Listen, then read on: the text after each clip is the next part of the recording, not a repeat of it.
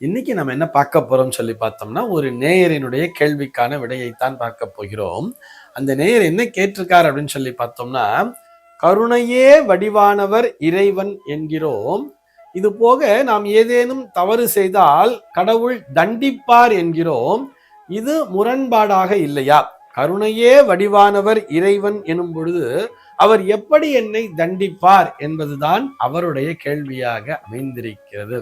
நீங்க இப்படி புரிஞ்சுக்கலாமே, நம்ம தப்பு பண்ணா வீட்டுல அப்பா அடிக்காம இருப்பாரா? அப்பா அடிக்கிறார் அப்படிங்கிறதுக்காக அப்பாவுக்கு கருணை இல்லைன்னு அர்த்தமா? நம் மீது பாசம் இல்லைன்னு அர்த்தமா? அது போலத்தானே இதுவும். அழகா புரிஞ்சுக்கலாமே. பிள்ளைக்கு தந்தை ஒருவன், நம் எல்லோருக்கும் தந்தை இறைவன் அப்படிங்கிறது நமக்கு அழகா கவிஞர் சொல்லி இருப்பார் இல்லையா? நம் எல்லோருக்கும் தந்தை இறைவன் தான். அப்படி இருக்கும் பொழுது நாம் தவறு செய்தால் நம்முடைய தந்தை நம்மை தண்டிக்க மாட்டாரா?